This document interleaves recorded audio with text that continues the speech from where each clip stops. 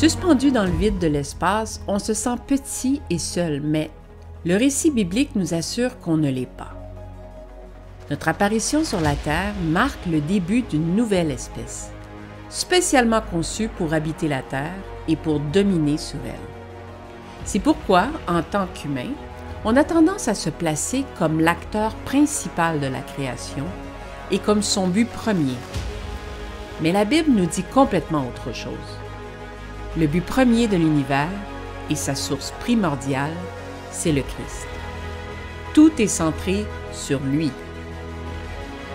Et le Créateur lui-même nous présente sans détour une race d'êtres dont l'origine n'est pas la Terre et dont l'existence est clairement plus ancienne que nous. Lorsqu'il demande à Job « Où étais-tu quand je posais les fondations de la terre? Qui a posé sa pierre angulaire quand les étoiles du matin chantaient ensemble et que tous les fils de Dieu criaient pour toi? » Dans ces versets, une autre race a assisté à la création de la terre, les étoiles du matin, les fils de Dieu. Ce sont les enfants de l'aube, les fils nés en deuxième dans la famille de Dieu. Jésus, en tant que premier-né, non seulement d'entre les morts, mais sur toute la création, est l'étoile du matin originale et le premier Fils de Dieu. Ces descriptions sont plus que des attributs, ce sont des titres de rang attribués à la seule personne de Jésus. Dans l'Apocalypse de Jean, Jésus déclare « Je suis la racine et la progéniture de David, l'étoile de naissance et du matin. » Et Paul affirme la prééminence du Christ dans sa lettre aux Colossiens. Il est la tête du corps, l'Église, lui qui est le commencement, le premier-né d'entre les morts, afin qu'il ait la prééminence en toutes choses.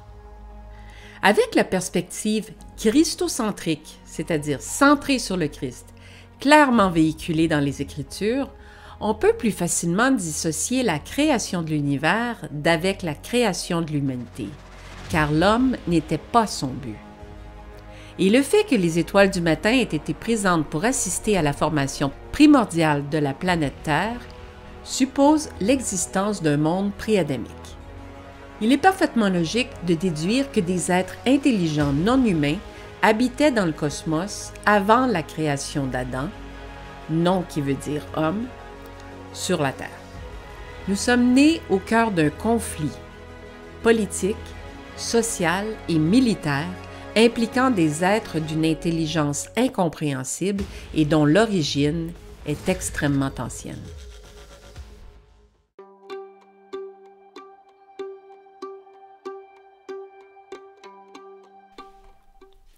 L'âge de la Terre et de l'univers sont très contestés dans les milieux théologiques et scientifiques. D'un côté, les créationnistes soutiennent l'idée d'un univers et d'une Terre jeune, d'un âge approximatif de 6000 ans. Tandis que de l'autre, la Terre existe depuis au moins 4 milliards et demi d'années. Et si les deux étaient vrais? Les créationnistes supposent que la Terre et l'univers ont vu le jour avec la conception de l'humanité. Mais c'est une erreur populaire profondément enracinée dans la doctrine païenne du chaos, qui a aussi inspiré la théorie du Big Bang.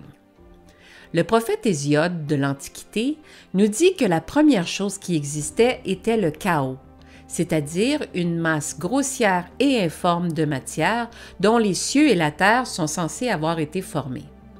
Selon les cosmogonies de la Grèce et de Rome, l'univers est issu du dieu Chaos. Uranus, ou le ciel, était censé avoir été le premier dieu suprême, mais il a été chassé du pouvoir par son fils Cronos, ou Saturne, qui a ensuite reçu le même traitement de la part de son fils Zeus, ou Jupiter. Donc le chaos a été la première chose à exister, puis est venue la multiplication des dieux. Cette croyance ancienne païenne, qui était répandue même au temps de Jésus, a continué d'influencer aussi bien les vrais que les faux chrétiens. Et parmi ces derniers, les sectes influentes des gnostiques qui sont à la source des croyances nouvel-âgeuses de notre époque. Nous allons en reparler dans d'autres épisodes. Mais le récit de la Genèse nous dit qu'au commencement, Dieu créa le ciel et la terre. Les Écritures n'affirment jamais qu'il a fait cela dans les 6 jours. L'œuvre qu'il a faite en 6 jours était tout à fait différente de la création originelle. C'était des temps de restauration. On dit que la terre et ses environs ont été créés au commencement, tandis que dans les 6 jours, les choses n'ont été que faites. Le mot « fait » en hébreu a un sens très différent du mot « créer ». Le verset suivant dit « Et le monde était informe et vide ». C'est une allusion flagrante de l'influence de la légende païenne du chaos. Parce qu'en réalité, le texte hébreu dit ceci « Et le monde est devenu informe et vide ». On y décrit une catastrophe qui s'est abattue sur la terre un certain temps après sa création. Dieu a créé les cieux et la terre parfaits et beaux à leur commencement. Et à une époque ultérieure, on ne peut pas vraiment dire combien de temps plus tard, la terre est passée dans un état de désolation totale, vide de toute vie. Non seulement ces lieux fertiles étaient devenus un désert et toutes ces villes avaient été détruites, mais la lumière même du soleil s'était retirée. Toute humidité de l'atmosphère s'était enfoncée à sa surface et la planète en ruine roulait à travers l'espace dans de grandes ténèbres. Donc, il y a eu beaucoup d'espace-temps entre le premier et le deuxième verset de la Genèse. Des âges entiers peuvent s'être écoulés. Et il est possible de supposer la présence d'une autre race d'êtres. Il est tout à fait envisageable que l'histoire de la Terre est beaucoup plus ancienne que les 6000 ans de l'histoire de l'humanité.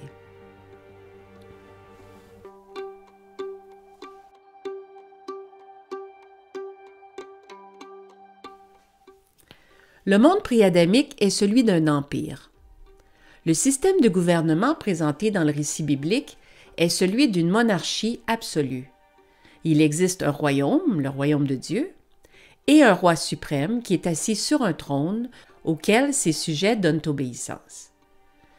Dans ce royaume, il y a une famille royale et une classe dirigeante.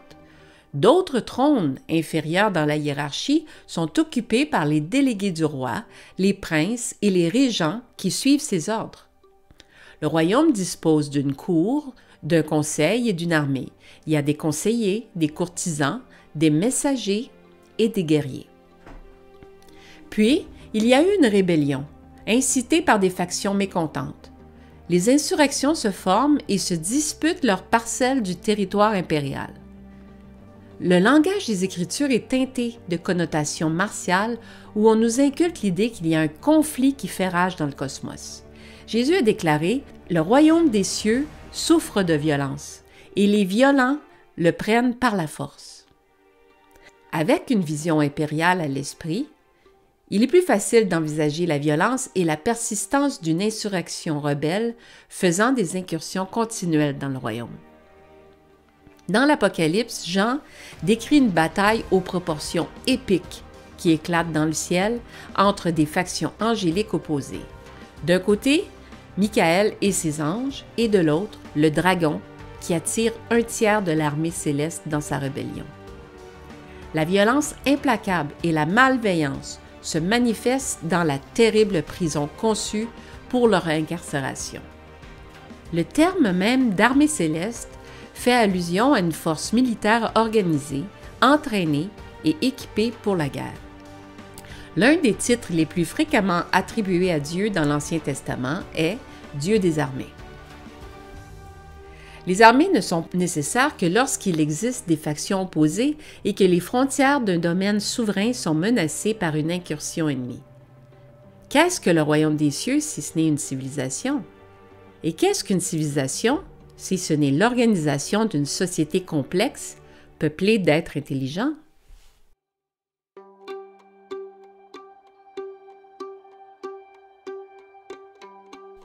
L'humanité n'a pas inventé la civilisation, elle en a hérité. Les repères d'une société civilisée étaient déjà existants dans l'univers avant qu'Adam ne sorte de l'argile de la terre. En vérité, nous sommes les bénéficiaires de la race aînée, les bénéficiaires de leurs institutions sociales, de leur hiérarchie, du système de justice pénale, d'un langage parlé et écrit raffiné, du progrès technologique, de l'organisation militaire. La fête est aussi une caractéristique importante du royaume des cieux. Voici quelques exemples.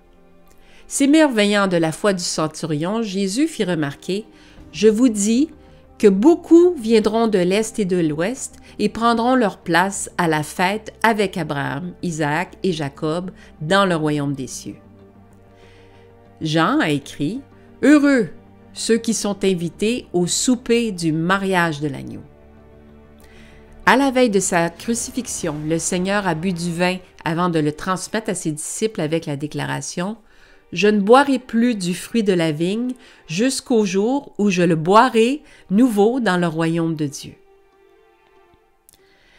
Même le Christ ressuscité mangeait et buvait. Alors que les deux hommes qui l'avaient rencontré sur le chemin d'Emmaüs racontaient leur histoire aux apôtres, soudain Jésus apparut parmi eux. Mais ils étaient surpris, effrayés et pensaient qu'ils voyaient un esprit. Mais il leur dit « Pourquoi êtes-vous troublés et pourquoi des doutes surgissent-ils dans vos cœurs? Voyez mes mains, mes pieds, c'est moi-même. Touchez-moi et voyez. Car un esprit n'a pas de chair et d'os comme vous voyez que j'ai. » Et quand il avait dit cela, il leur montrait ses mains et ses pieds. Et alors qu'ils ne croyaient toujours pas, dans la joie et s'émerveillant, il leur dit « Avez-vous quelque chose à manger? » Ils leur ont donné un morceau de poisson grillé et un rayon de miel, et il l'a pris et a mangé devant eux. Ce passage est très intriguant. Le Christ ressuscité est le premier-né d'entre les morts et le précurseur de ce que l'homme doit devenir à la résurrection. Donc le corps glorifié, c'est un corps physique. De toute évidence, la consommation de nourriture et de boissons n'est pas l'activité d'une chair déchue, ni exclusive au royaume terrestre.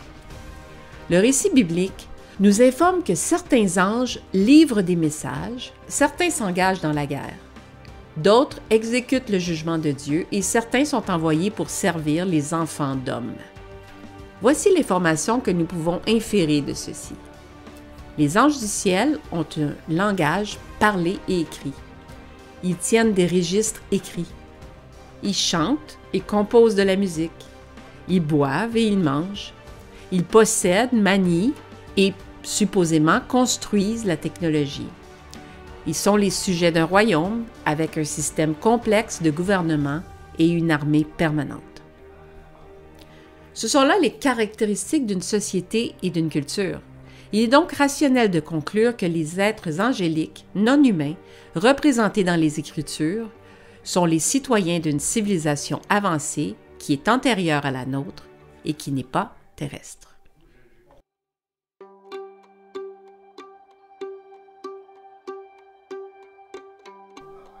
Le mot extraterrestre signifie simplement qui n'est pas de la Terre. On sait que dans l'esprit des gens, à cause de la croyance aveugle dans la théorie de l'évolution et des croyances païennes, la plupart des gens croient que les extraterrestres, s'ils existent, viennent d'autres planètes. Mais la Bible nous dit que ces êtres sont interdimensionnels. Ils appartiennent aux dimensions supérieures des cieux. Et cette distinction est d'une importance cruciale. Nous allons y revenir dans d'autres épisodes à venir. Les Écritures réfèrent aux citoyens de cette civilisation céleste comme des anges. La référence aux anges dans le récit biblique est délibérément ambiguë. En conséquence de cette ambiguïté intentionnelle, de nombreuses notions fantaisistes ont été créées concernant la nature et la fonction de la race aînée. L'Église de Rome, par exemple, a inventé toute une mythologie angélique dans le style gréco-romain avec les figures d'anges héroïques sculptées dans le marbre et peintes sur les murs des sanctuaires. Les représentations anatomiques de ces êtres célestes sont le produit d'une pure fantaisie.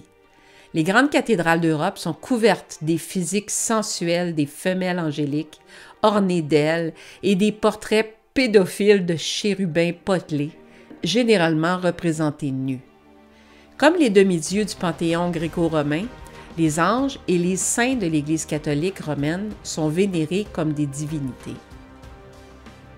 L'histoire de l'humanité témoigne du fait que les hommes sont bien enclins à adorer ce qu'ils ne peuvent pas comprendre. Par conséquent, la vénération des corps célestes, le soleil, la lune et les étoiles, et des forces élémentaires de la nature, l'eau, le vent et le feu, est une caractéristique omniprésente des cultures païennes. Et compte tenu de cette propension à se prosterner devant l'inexpliqué, il n'est pas bénéfique pour les hommes de se familiariser avec des êtres d'intelligence supérieure, surtout quand ils exploitent une technologie de pointe. L'homme est désavantagé dans une telle rencontre, vulnérable à la tromperie et à la manipulation.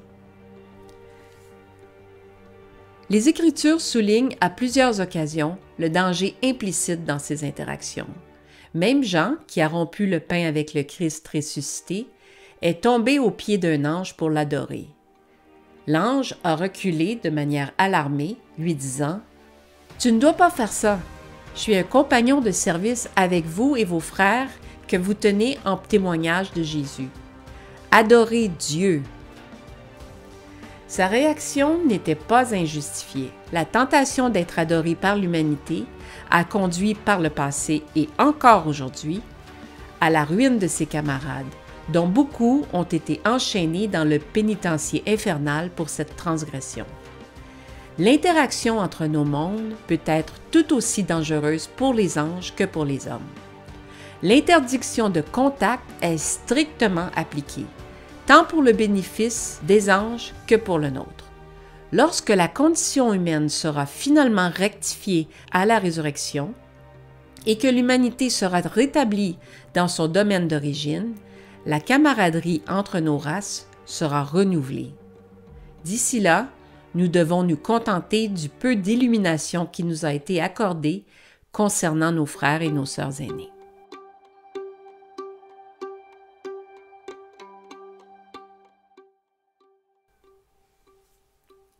Les fils de Dieu dans les cieux et sur la terre sont destinés à être unis en Christ dans ce qui est essentiellement une réunion de famille, puisque l'humanité a été conçue comme un fils au commencement.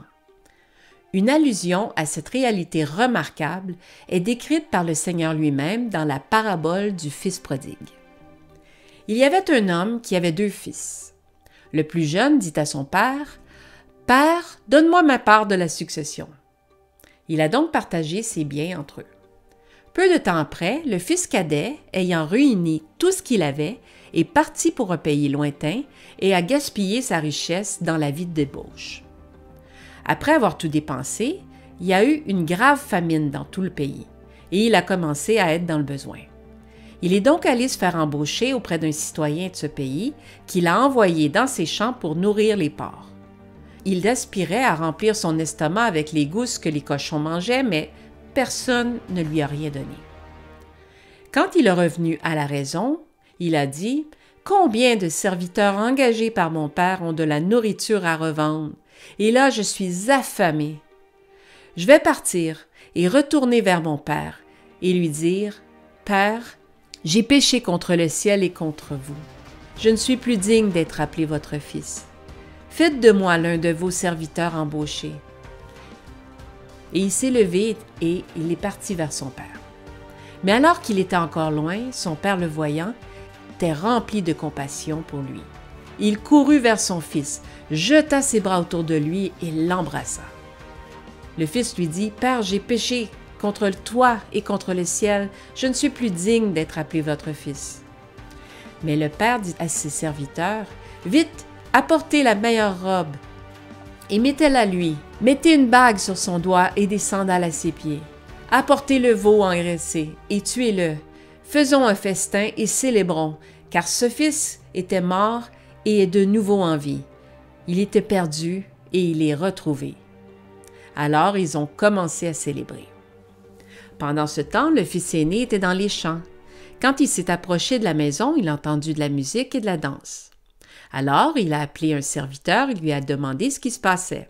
« Votre frère est revenu, a-t-il répondu, et votre père a tué le veau gras parce qu'il l'a retrouvé sain et sauf. » Le fils aîné s'est mis en colère et a refusé d'entrer. Alors son père est sorti et l'a supplié. Mais il répondit à son père « Regardez, toutes ces années, j'ai été asservi pour vous et je n'ai jamais désobéi à vos ordres. Pourtant, vous ne m'avez jamais donné ne serait-ce qu'une chèvre pour que je puisse célébrer avec mes amis. Mais quand votre fils qui a dilapidé vos biens avec des prostituées rentre à la maison, vous tuez le veau gras pour lui? Mon fils, le père a dit, tu es toujours avec moi et tout ce que j'ai est à toi. Mais nous devions célébrer et être heureux parce que ton frère était mort et il est de nouveau vivant. Il était perdu et il est retrouvé. Il y a 4 personnages dans cette parabole: le père, le fils aîné, le fils cadet et les serviteurs. Le protagoniste de l'histoire est le fils cadet, un archétype d'Adam, qui dilapide la part de son héritage que son père a partagé avec lui et son frère aîné. La misère qui frappe le fils cadet est symbolique du salaire du péché et de la conséquence de son éloignement d'avec la famille. En raison de son appauvrissement, le fils prodigue devient sujet à une porcherie qui est un archétype de Satan. Reconnaissant la dépravation de sa condition, il se repent de sa folie et décide de retourner chez son père dans l'espoir qu'il puisse être reçu en retour, ne serait-ce que comme un humble serviteur. Notez que tous ceux qui sont dans la maison du père ne sont pas des fils. Les domestiques, bien qu'employés dans la maison, ne sont pas des membres de la famille. On peut supposer donc qu'il existe d'autres races d'êtres intelligents dans le royaume de Dieu. Quand le père voit son fils s'approcher, il court à sa rencontre. Le fils, s'attendant que son père soit furieux, est surpris de le retrouver débordant de joie et l'embrassant au visage. Le père escorte son fils chez lui et l'orne de vêtements neufs, symbole de la justice du Christ et de la résurrection, plaçant une bague sur son doigt, le sceau de sa maison, symbole de l'adoption. Et un veau engraissé est abattu et une grande célébration s'ensuit avec des festins, de la musique et de la danse. Le fils aîné, qui a toujours été avec le père au ciel, est perplexe. Pourquoi devrait-il célébrer le retour de son frère cadet qui a bêtement dilapidé sa part de l'héritage? La réponse du père transmet le message de l'Évangile. Parce que ton frère était mort et il est de nouveau vivant. Il était perdu et il est retrouvé. Si quelqu'un devait douter que la parabole du fils prodigue concerne la réunion de la famille de Dieu, c'est-à-dire de la race aînée et de la race humaine, considérez que dans 2 autres paraboles, à savoir la parabole des brebis perdues et la parabole de la monnaie perdue, Jésus remarque qu'il y aura de la joie dans le ciel parmi les anges sur chaque pécheur qui se repent. Les fils de Dieu se réjouissent du repentir de leurs frères et sœurs parce qu'ils savent que bientôt nous serons réintégrés dans la famille de Dieu et la confrérie d'Éden sera renouvelée. Dans sa lettre aux Éphésiens, Paul nous donne un résumé des thèmes présentés dans cet épisode. « À moi, qui suis le moindre de tous les saints, cette grâce est donnée afin que je prêche parmi les païens les richesses incompréhensibles du Christ, et de faire voir à tous les hommes quelle est la communication du mystère qui, depuis le commencement du monde, a été caché en Dieu, qui créa toutes choses par Jésus-Christ, afin que maintenant, les nombreux aspects de la sagesse de Dieu soient donnés à connaître aux principautés et aux puissances dans les lieux célestes par l'Église, selon le dessein éternel qu'il a exécuté en Christ Jésus, notre Seigneur. » Face à ces révélations remarquables, il est approprié de considérer les étoiles du matin comme nos aînés et compagnons de service du roi, puisque nous sommes destinés à être fils de Dieu avec eux dans le royaume. Leur civilisation est notre prédécesseur et notre prototype dans la mesure où notre monde n'est que l'ombre du leur.